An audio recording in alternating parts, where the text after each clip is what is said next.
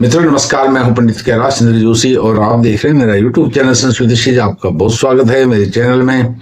मित्रों, आज बहुत बड़े हर्ष की बात मैं आपको बताने वाला हूं। श्री तारा प्रसाद दिव्य पंचांगम का विमोचन 22 सितंबर 2025 को हो चुका है और यह पंचांग आपके करकमलों में है। श्री तारा प्रसाद दिव्य पंचांगम यह इसका 12वां संस्करण है।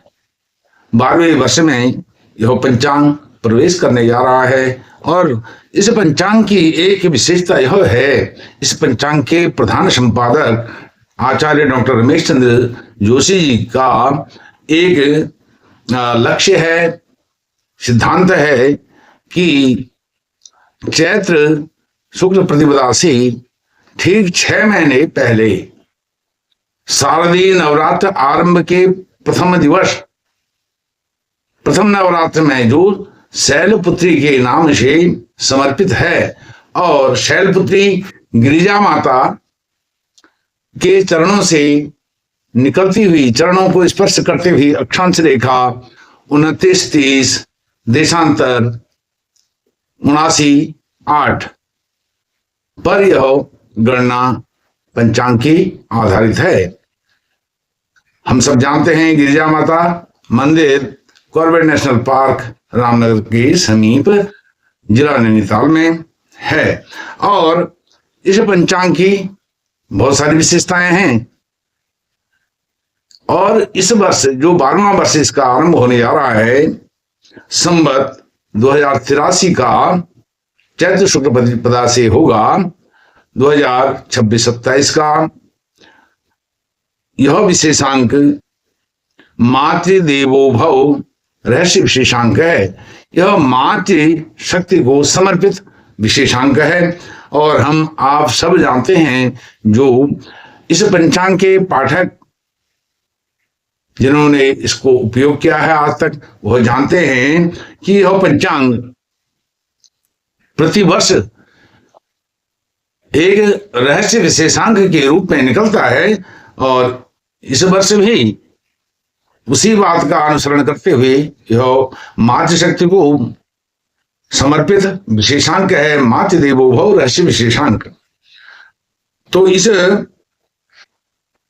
पंचांग की विशेषता तो आप जानते ही हैं। जो नए पाठक होंगे, जो इस वीडियो के माध्यम से इस बात को सुन रहे हैं, उनको बताना चाहता हूं, यह जैसे मैंने बताया 29-30 अक्षांश और जो रेखांश है 79-8 पर इसकी गणना आधारित है। इसमें प्रत्येक वर्ष नए नए विषयों को जोड़ा जाता है और जिस किसी के पास यदि एक बार यह पंचांग हाथ में आ जाए तो वह कम से कम उसको जो एक मोटी मोटी जानकारी होनी चाहिए ज्योतिष के विषय में, पंचांग के विषय में, लग्नों के विषय में, अन्य जो मुहूर्त हैं उनके विषय में, वह हो जाती है, जानकारी प्राप्त हो जाती है। और यह इस विधि से पंचांग बनाया गया है। इसमें शुद्ध हिंदी का प्रयोग किया गया है, किसी भी अन्य भाषा का, यहाँ तक कि संस्कृत का भी प्रयोग नहीं किया गया है। इसको जो साक्षर व्यक्ति है, साक्षर से लेकर के प्रकांड विद्वान ज्योतिष तक इसको उपयोग में ला सकते हैं। इस वर्ष के जो नए विषय हैं, 5 नए विषयों को इसमें समाहित किया गया है।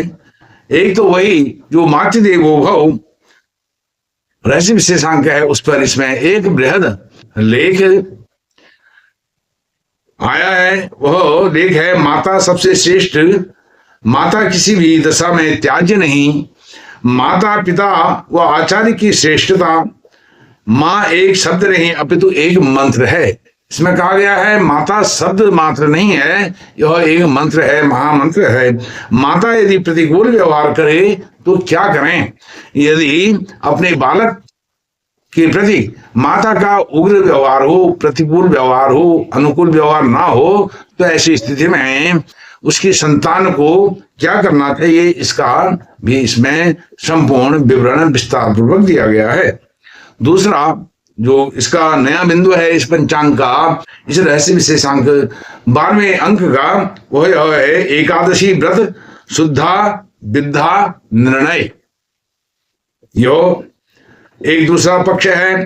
तीसरा बिंदु है सिंहस्थ गुरु में, क्योंकि अगले वर्ष उत्तरार्ध में, संवत 2082 के उत्तरार्ध में गुरु महाराज सिंह राशि में प्रवेश करेंगे।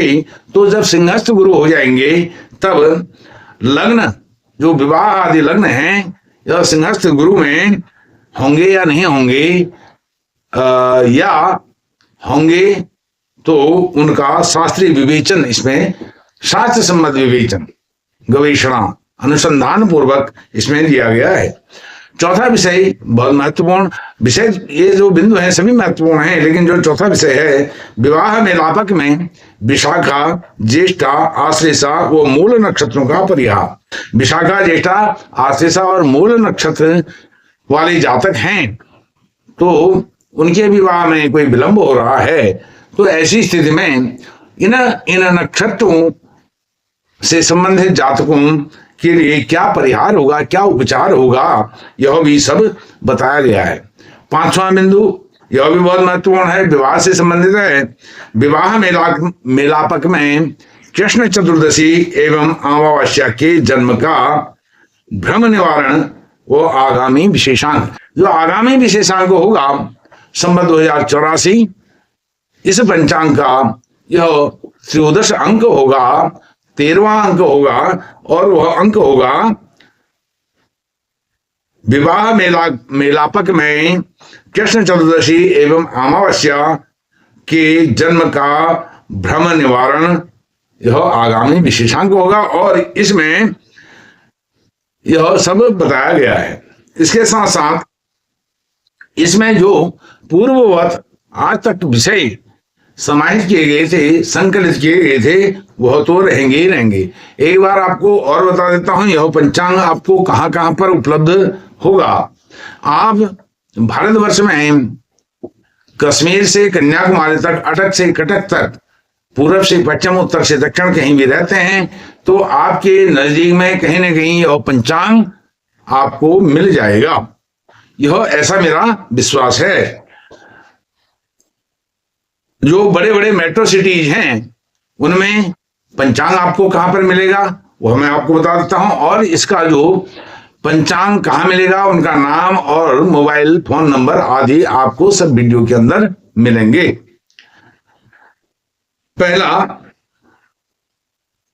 दिनेश चंद्र पांडे, मुंबई में आपको पंचांग मिल जाएगा। पंडित कैलाश चंद्र जोशी, दिल्ली, जो मेरा ही नाम है, मेरे पास भी पंचांग उपलब्ध है, पर्याप्त मात्रा में उपलब्ध है, और यह दिसंबर 31 तारीख से पहले आप अपने पंचांग को मंगवा सकते हैं। किसी न किसी माध्यम से आपको पंचांग मिल जाएगा। आप फोन करेंगे, आपके पास पंचांग पहुंच जाएगा, आपको अधिक प्रयास परेशान होने की आवश्यकता नहीं होगी। दिल्ली की बात मैं आपको बता रहा हूं। दिल्ली में एक जगह और भी है, वह भी मैं आपको बताऊंगा।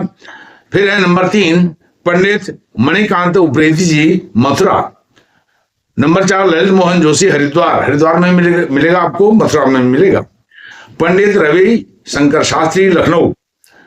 पंडित महेश तिवारी, कालाडुंगी तो है ही है, लेकिन एक हमारे इस पंचांग के सुहृद शुभ चिंतक हैं, वो भी अपने हाथों से इस पंचांग का वितरण कराते हैं,